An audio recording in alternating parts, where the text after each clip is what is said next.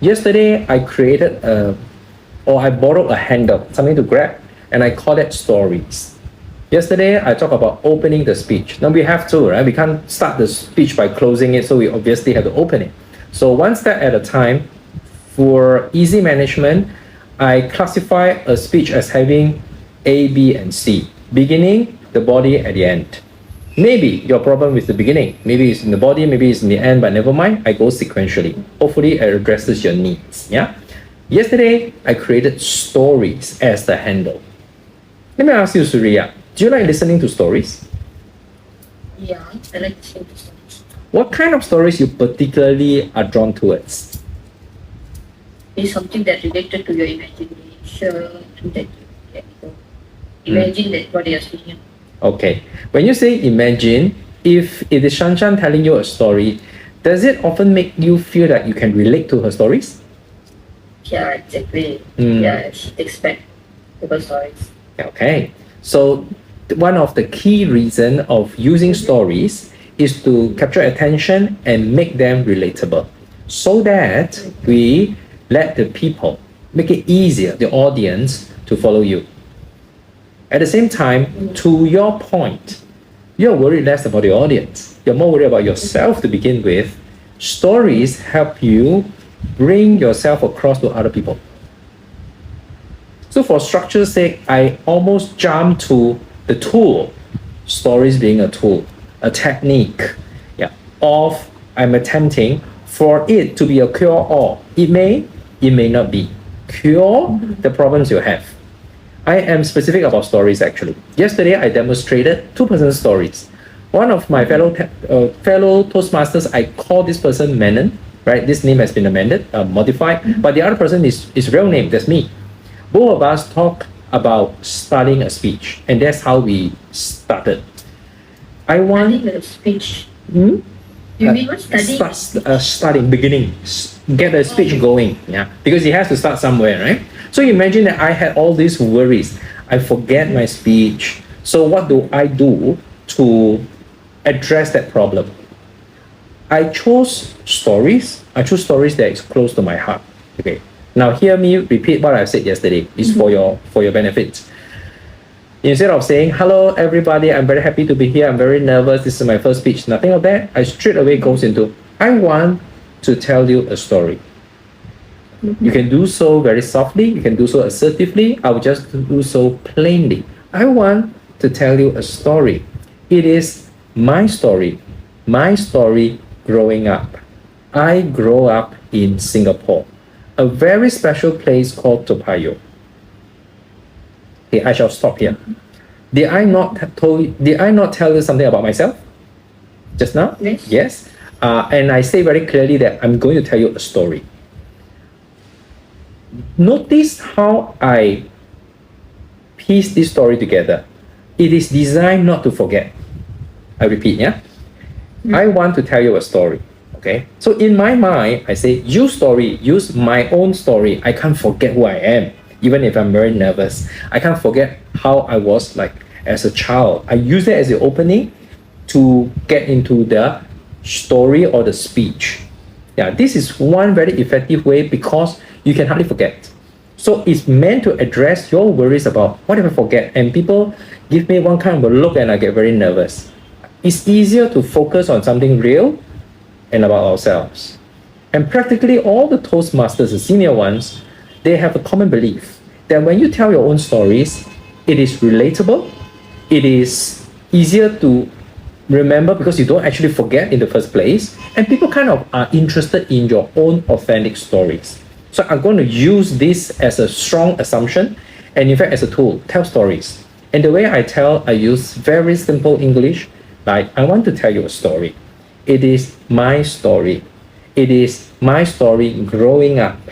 I grew up in Singapore. Easy to remember, right? Even if I'm very nervous, it's very easy to do one tick. It's nothing bombastic, right? Of course, there are other ways. In the subsequent sessions, I will talk about, we can use emotions. Can you imagine how angry I was yesterday? Out of nowhere, you ask a question like this. You want to take the stage. That is using emotion. We're not talking about it today. I'm just letting you know. If you don't like stories, there's something else you can choose later. Yeah, and you can also use questions. A lot of Toastmasters are fond of using questions. Sometimes I find it lame, but don't tell other people I say it lame. They will start like this.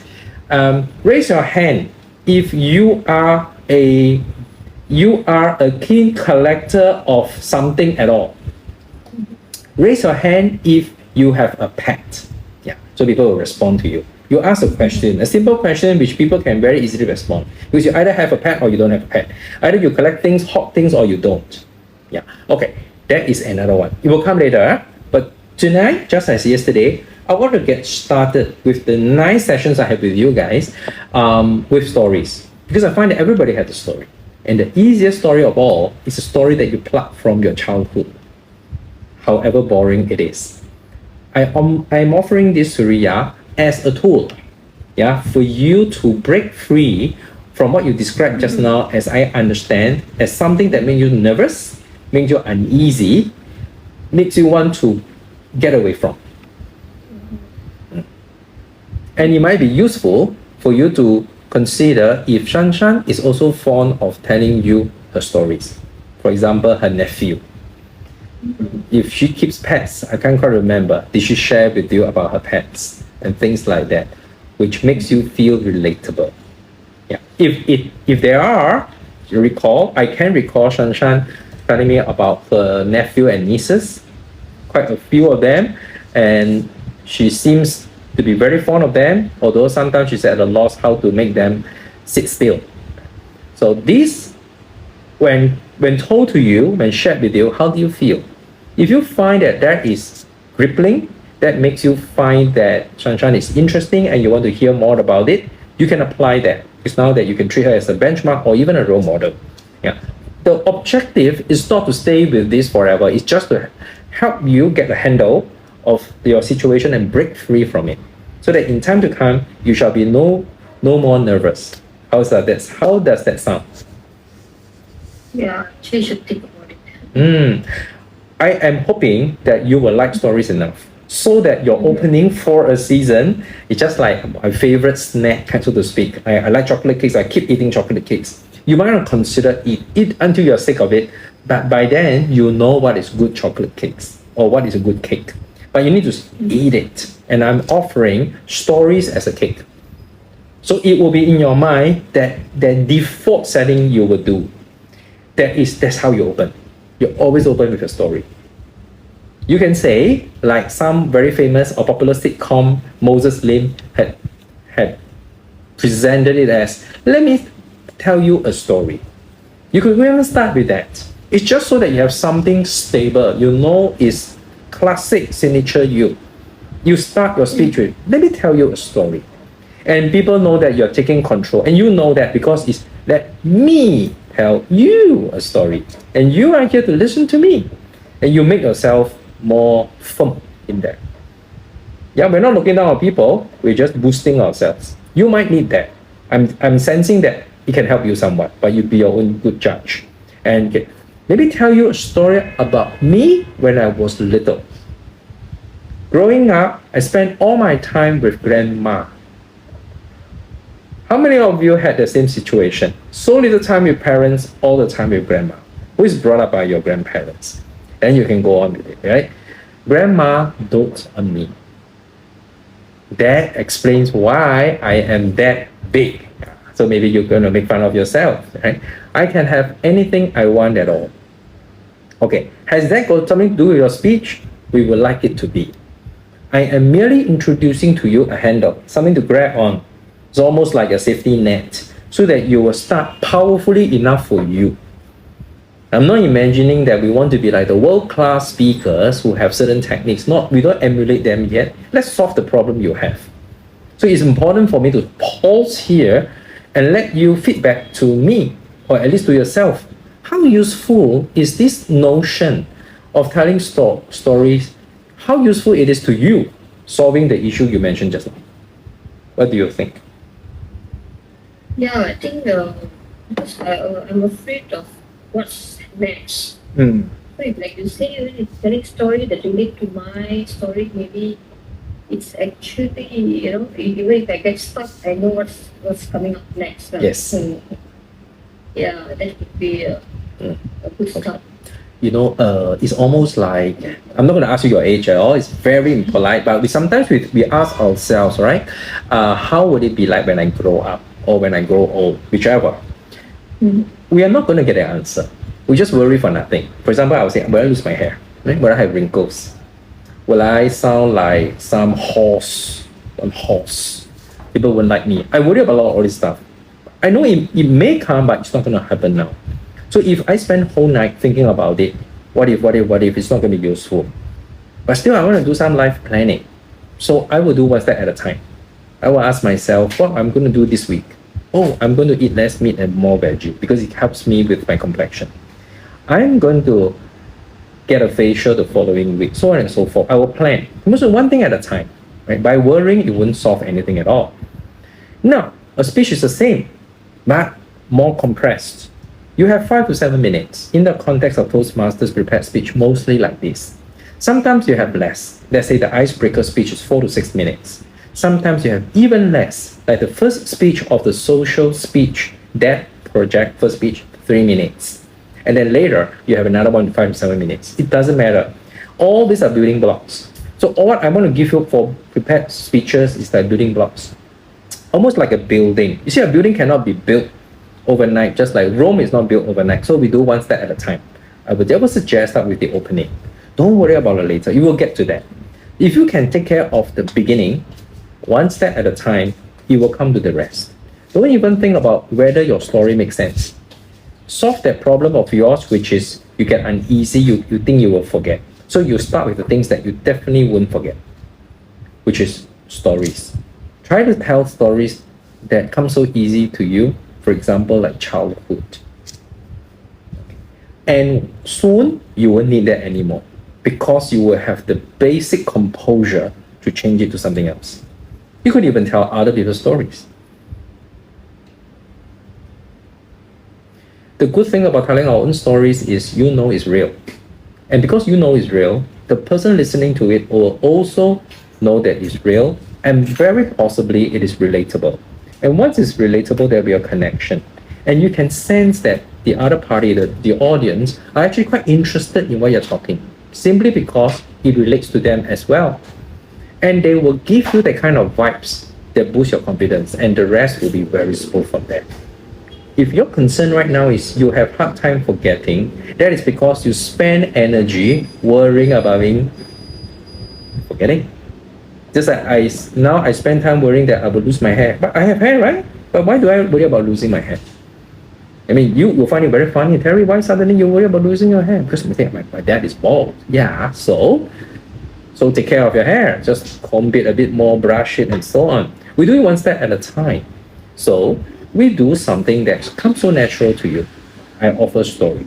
But having said that, once you understand my intention, all you need to do is to think of something else that comes so natural to you too. And you can't possibly forget that. And what are we doing? We are taking care of the first 1 minute of your speech. If you invest a story into the first minute of your speech, you know that, oh, I survived the first minute. And they seem to like my story. The story that you surely are confident or that people won't dislike is your own story. Because if you tell other people's story, like maybe you tell a sick joke or a very cliched story about something else, you will have a challenge. You need to invest techniques to make it sound better or more interesting than what others have heard before. Therefore, I offer personal stories. Got that? Okay. Right. Nothing works better than actually practice. So yesterday I had my practice. I shared about me growing up in Toa Payoh, which is a satellite town in Singapore. I shared about that one thing I like to do, which is keep running in that sand pit in Toa Payoh Garden. I talk about Toa Payoh Garden still being around today, but vastly different from before. I remember something that I did so much of, even if I was punished, I would still do, was to keep playing and playing. Oddly, I keep falling down, but I always did one thing more, which is, that's why I'm standing here. I stood up. See, I used that one that playfulness of me, never failing to stand up because I want to keep playing. I enjoy playing. I relate it to my main speech, which is my body. I know I'm getting that because my message is about life is not about falling down and crying over spilled milk. Life is about standing up every time you fall down. Sounds very lame and tired, but it's true. So if I start the speech by shouting out something like this, people will say that, wow, very lame. And you get worried because, oh, it looks like they don't believe me. But isn't that true? Yet not relatable. So if I talk about my childhood passion, which rain or shine, I still like to run around in the stand to meet friends old and new. I always fall down, but I always stand up. I know I'm setting the stage for my main message. Okay? Now, I didn't worry too much about whether that makes sense. I only wanted to make sure that the story is interesting to me. Because I had imagined that I'm very worried of getting started and forgetting how to do it well. Now, if I offer it to you, I would wish that whether now or later, no hurry, that you will actually try to practice it. And you see it for yourself, whether it's workable or not. You do it 1 minute at a time.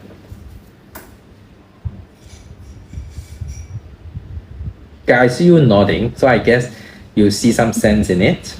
If you are very game, like I normally do for myself, but I don't want to pressure you to practice now, by all means. If you want to take down some notes or even mark down when you're going to do it, by all means too. This being prepared speech and not impromptu speech, there's no need to pressure yourself. It is something deliberate. You can think about it. You can even, it is totally okay that you make use of ChatGPT or Gemini or any of these AI to ask them. I'm increasingly fond of doing this. I could even prompt something like, hey, you are a great storyteller. Share with me how you will start a speech with your story, with a story of you growing up. Then it will come back, ChatGPT or Gemini, with that. Because it is being prompted as a master storyteller.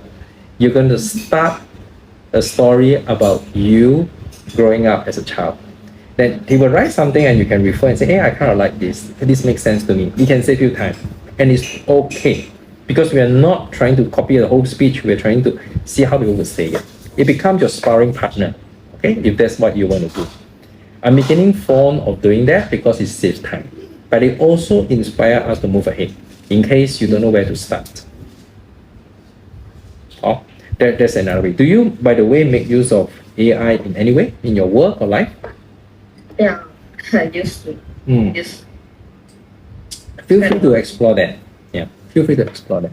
Okay, especially when you're doing a prepared speech and you want to have some help, it's all okay. You're not asking it to write the whole speech for you, because if it does, you have the same problem you started off just now, which is you want to memorize and you forget, right? Because never you, man, it's not really enough. Yeah. But you can ask them like a good friend and say, okay, I'm going to write about me growing up as a lonely kid looked after by grandma. Okay. You have similar life growing up and you are a great storyteller. Tell me how you would write that to, you can say that, to move your audience. Then you can see how the person does it and you see what they can help you with. how much intro you make before introducing yourself? I mean, like you say, tell a story and then introduce yourself. How long is it? Of course, not the whole speech lah. How long? I would invest no more than a minute for a 5 to 7 minute speech. It is an opening, and mind you, it can prune it. So it's okay if you feel like very long and you look like I didn't get into the main point. It is okay because now I'm not trying to complete the speech. I'm preparing the speech. It's a prepared speech. And what do I prepare to do? I prepare to break out of my biggest concern. So it's important for you to be clear about what's the biggest concern. Since your biggest concern is forgetting, so there's no point giving you like 10 speeches to choose from because you will forget all of them or any of them. And the only way to get a handle of it is any speech, even zero speech to begin with, you start with something familiar. What is more familiar than your own personal stories? And later you tune it to fit into your body. Yeah? Now, if you want to be a lot more structured, I don't. I like to be fluid. I start with the beginning and then I'll end. So my topic, it will evolve. But if you like to start with a message, with many trainers like to, that you are likely to start with something that may sound dry, but is useful. Like just now what we had is, life is not about falling down and giving up. Life is about standing up every time you fall down. Or you can call it success. Success is not about getting it right the first time round. It's about standing up every time you fall. Okay, it's going to make sense, but it's not going to go very far with it. With that as a message, you think about your life, and you can choose as a strategy to always go to your childhood, to go for the stories which are aimed at being relatable and easy to remember. Okay, that is the tool. After a while, become so good at it, you will not use it. You'll use something else. You just say, just that day, a new colleague was weeping in the pantry. So it sounds like something suspense. What happened? Ran wrong? We go ask, right? She told me that she couldn't face the board meeting. She felt like giving up. It could be a story that I turn up, okay? It could be anything at all. But if I just jump into all this very suspenseful stuff, I think it may not be you, and think it's not me. So we can only start with something that's very you. So the drill, the basic practice, is to start with something that you won't forget. And we start with childhood. That's simply the whole point. And when we are quite done with this, I think I probably do one more session of story next Wednesday, and I will move on to the other techniques, which are almost universally useful. Questions and emotions. Yeah. Question is one technique block, and emotions as another technique block. Right now, it means you can just tell a story without asking questions. You can if you want to act. You can tell stories without a lot of emotions or drama. Of course, you can if you want to. Just in itself, stories already give you the basic boost. Okay, that is my belief, and I hope it becomes yours too.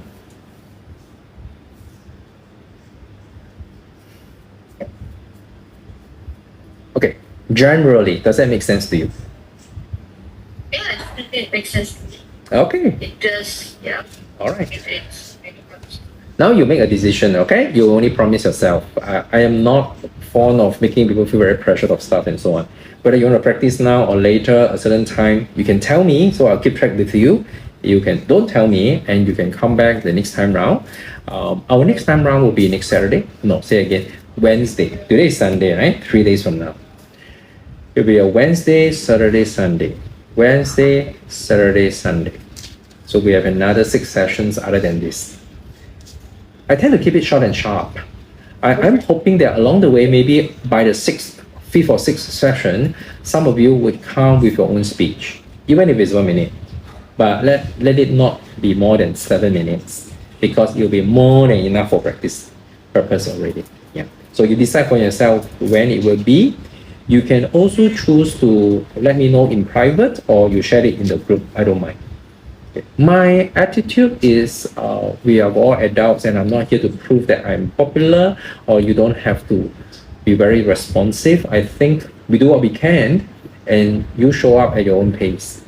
PTP will continue even after this, though we're not in a hurry to be a champion, but to the extent that you can calibrate it to your own pace, I think I like it that way. So no pressure. If any, is what you want to give yourself. All right. Okay. Could I summarize what we have discussed today? Or would you want to do that? You want to do that, or I do that? I think you do it better. Okay. So thank you for giving me the opportunity to practice. Yeah. Over the last half an hour, we talk about stories. We didn't mean to talk about stories in its own right, but as a tool that offers us a handle so that we have some grip over some problems that we face. Everybody has problems with their speeches. I'm glad that Surya is open enough to share with me that she's concerned forgetting what to say. you get stuck. It's very embarrassing, of course. And people start giving you expressions, very concerned about you or feeling embarrassed for you. We want nothing of that. We want to break away from it. Big question is how? We offer stories, not just any stories, no, stories of yourself. I go on to share that stories of ourselves growing up are very, very useful. So for a start or for starters, we can choose that. Because chances are we never really forget our childhood. Since this is something that we won't forget, there's no pressure of having to remember it very hard. You don't need to memorize it, it's etched in you. Utilize it to help you break into your speech confidently. Don't have to prejudge that it is not relevant to your speech. Now, that's even if you have a message. Yes, all good speeches, especially prepared speeches, must have a message. But don't we find all messages are about the same? Meaning it has to be something positive, even noble. And it has to be grand. It has to be elevating. Like never give up. Never give up. Right? Success comes to the people who really hold on. Persistence is key. Persevere. So all these things, it's not going to help you except give you a grand direction. What has a childhood got to do with that? It's up to you. That's why we call it storytelling. We're not trying to twist the facts. We're going to apply our mind to something that we can have a grip of. We have no risk of forgetting. And nobody would know because chances are no one in the audience grew up with you. And even if your parents are, they probably will give you the benefit of the doubt so that you won't be judged. And the upside to it is also that chances are people say, hey, I was also like that. Yeah, I was the one who got picked in class, goodness. Oh, so embarrassing, goodness. They'll find you relatable. Now, even if not yet relatable, they will find that, oh, we have to give them due respect for sharing about their own stories. It is predisposed to be perceived as authentic because when you say you own it, my story. So it must be positive upon positive. People won't doubt you because you're claiming that it's mine. And it is, of course, your story. And in your heart, you wouldn't doubt yourself. This is solely for Surya and any one of us who share this concern of forgetting what to say. It's purely for that. But it happens to be useful, and that's called stories. There are going to be others, like emotions, like questions. We'll come to that later. So for what it's worth, I'm inviting Surya to consider practicing it, even if it's just for 1 minute. For opening, 1 minute is more than enough. Don't worry, don't have this doubt that it's too long, it's too slow in getting to the main point. These are what we worry in the latest part of a speech. What is more worth being concerned about is your key issue of forgetting. So we offer you something that is very unlikely you forget. Okay, so that's the whole purpose of telling personal stories. Very well, Surya, did I miss out something? No, it's very good. Thank you so much. No problem, Surya. This is my pleasure. I like my Zoom to be very short and sharp so people don't have to worry about, oh no, I'm missing out on something else. So punctuality for me is important, but you as fellow learners, you owe it to yourself, not to me, on showing up and practicing. Use me as a sparring partner, right? Okay. Any other questions for me, Surya? Nothing to say. That's all. I'll try to organize this as a video so that you can view it again. And for those who missed it today, they can also look at it. All right? Good. So I'll be back later, Wednesday, Saturday, and Sunday for the following week as well. If you have any questions, meanwhile, you can share in the group or you share with me in private, that's fine too. All right? Good. So I wish you a good Sunday, what remains of it, and a great week ahead. Same to you then. Thank you. Bye-bye. Bye-bye.